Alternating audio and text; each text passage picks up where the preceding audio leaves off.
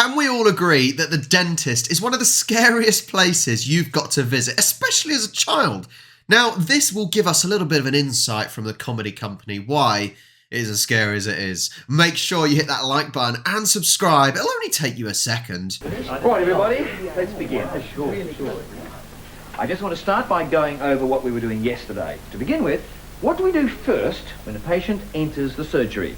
Say hello. I'll just get straight into them with them small, sharp scraper things. No, not quite so soon, Smithers. Jenkins? Make them feel really guilty about not having come previously. Yes, good, but not... I would like to say that everything in the dentist does seem to be sharp, cold, suctiony. It's never anything pleasant, is it? None of the devices have been made to look pleasant. And also, I can't remember the last time I've been to the dentist. I should probably book an appointment. Not the very first thing. Pick up a very large syringe. That's right, a very large syringe. All right, we've got them in the chair now. How far back do we tilt the chair? Oh, just until they say they're really comfortable? Oh, don't be silly, Smithers. Sir, Jenkins. till their knuckles turn white from trying to grip on. Right, white knuckle indicator. All right, now, what is the purpose of the light? Blind pick them. up the tools when you've dropped them.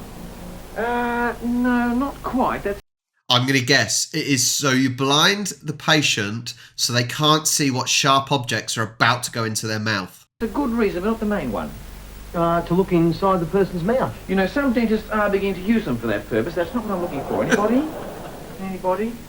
Remember, the light is used to shine into the patient's eyes throughout the visit. That's right. It's so true. Okay. Now, Jenkins, would you stand up, please? Yes, sir.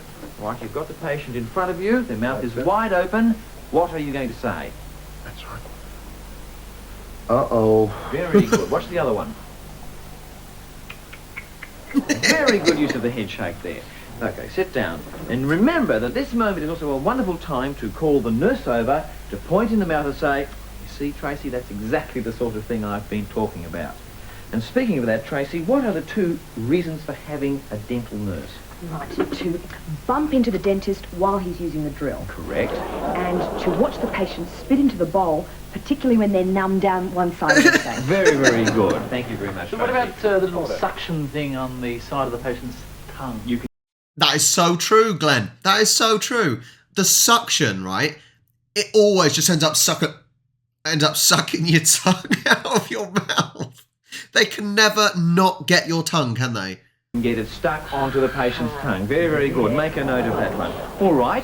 Now, just going over the business of conversations. At some stage, you're going to have a conversation with them. When is the best time? When they can't speak. Sir, when their mouth's jammed full of the cotton wads? Absolutely correct. All right, Smithers, would you open the trace book to page 47, please, and read question number 1. Oh, Right, who can translate that? I can. The kids are fine, thanks. Very, very good. All right, the next one, please, Smithers. we're going to Bali for our holiday? Correct. Absolutely. And the third one.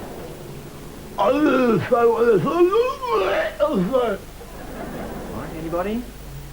Bit hard. Can't get it?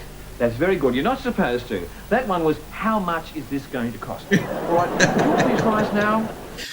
It's funny because in the UK, dentists, you can go private, but there are subsidised ones, which is NHS doctor, dentist that you still have to pay for.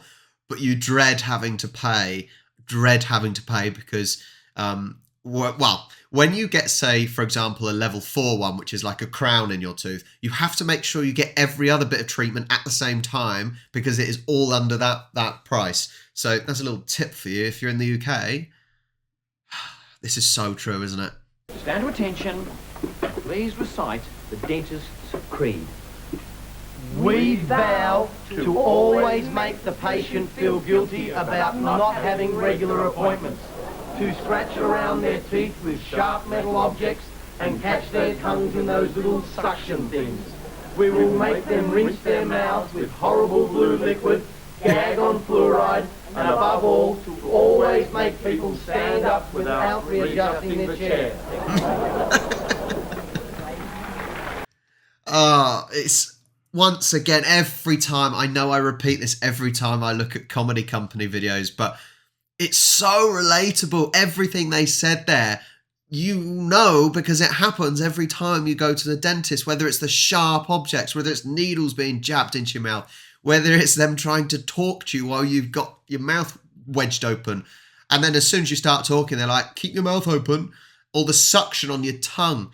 It is so true. The dentist is a scary place. The problem is, I've been far too many times. Brush your teeth when you're a child. That is a big tip. I've been too many times now, and I'm not that fussed anymore. I've kind of got over all the needles and things, and I'm not good with needles, so that is incredible. Do you have experiences like this when you go to the dentist? And when was the last time you actually went to the dentist? Let me know in the comments down below. Like, subscribe, go to charlieandrob.com, and I'll catch you next time.